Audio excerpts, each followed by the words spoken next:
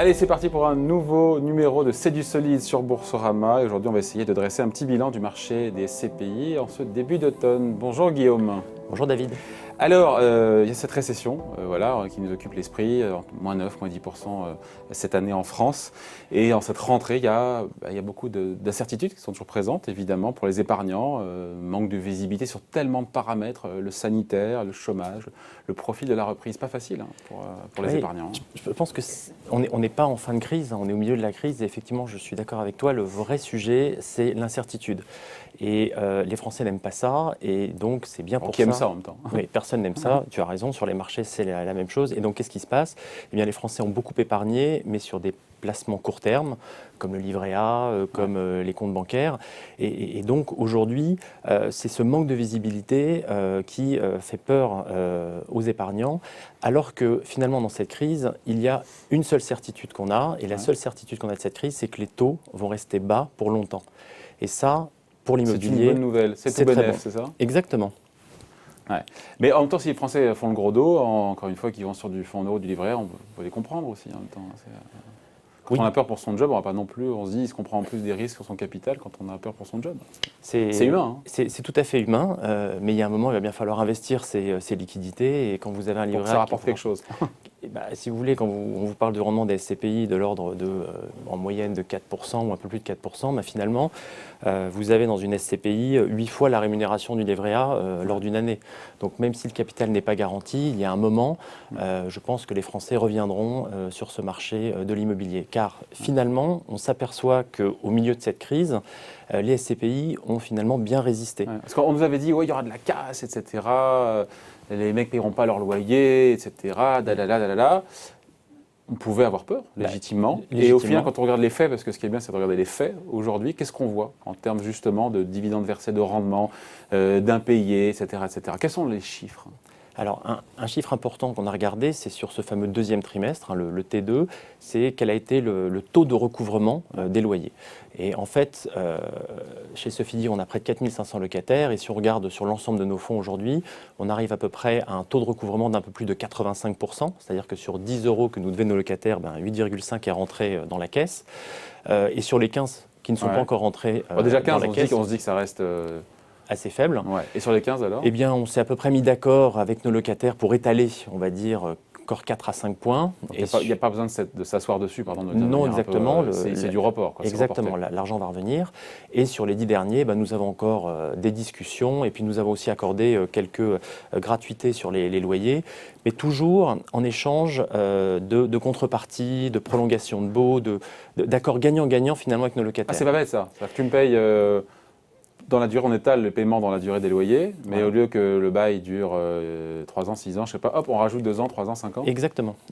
Et nous, finalement, on aide le locataire parce qu'on va lui accorder de la trésorerie, et ça, nous, on peut les aider sur la trésorerie, donc sur leurs problèmes du moment, mais nous sommes des investisseurs à long terme, et donc nous préférons avoir des baux un peu plus longs.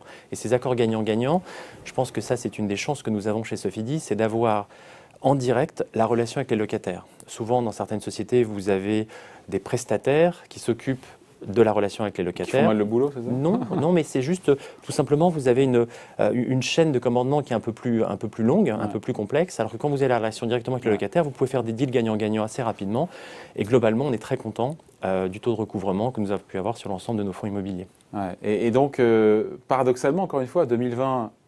année catastrophique du point de vue de l'emploi, de la destruction de richesses, sur l'activité.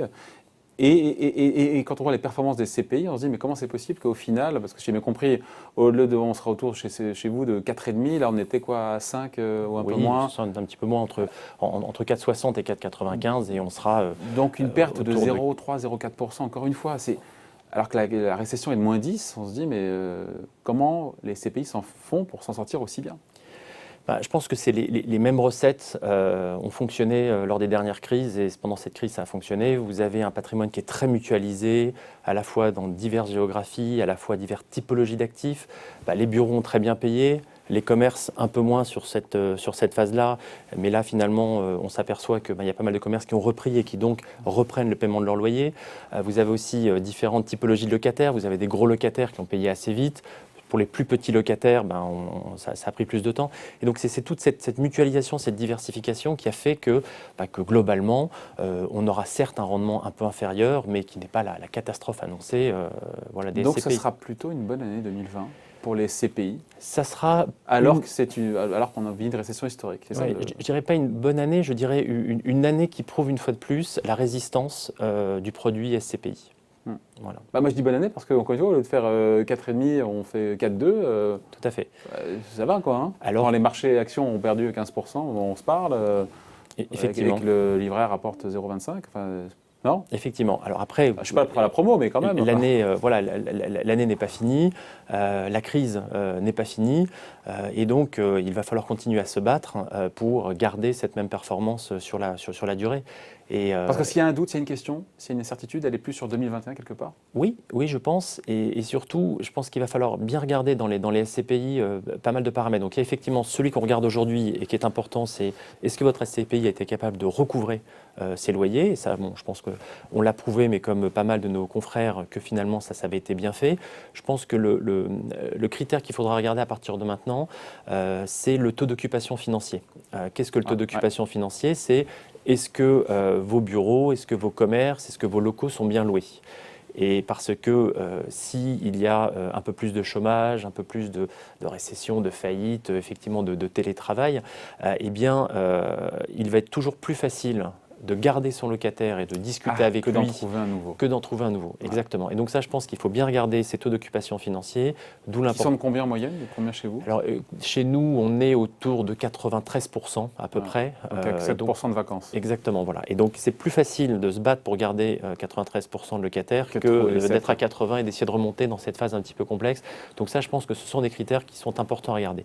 Un autre critère aussi important, souvent on nous compare aux foncières, etc., c'est qu'on a beaucoup moins de leviers. On a de la dette, parfois dans les SCPI, mais on parle de niveau de dette pour nos grosses SCPI entre 13 et 19%, contre des endettements de l'ordre de 40% sur les marchés. Et donc ces dettes moins importantes permettent d'amortir aussi des mouvements importants qu'il pourrait y avoir sur les valeurs du patrimoine. Oui, et la dette n'est pas chère en même temps. La dette n'est pas chère, mais c'est pas parce que c'est pas cher qu'il ne faut pas qu'il faut trop s'en servir. En tout cas, ce qui est sûr, c'est que quand vous achetez des immeubles, vous avez des taux de rendement de l'ordre de 5,5% et que vous vous endettez à hauteur de 1%, et bien comme vous le voyez, ce qui reste est assez sympathique et ce qui nous permet de servir du rendement. L'endettement, c'est dans la limite de la posologie, comme on dit. Hein. Exactement. Allez, pas merci. Trop s'endetter. Merci Guillaume. Merci David. Et rendez-vous évidemment la semaine prochaine sur Boursorama pour un nouveau numéro de C'est du solide.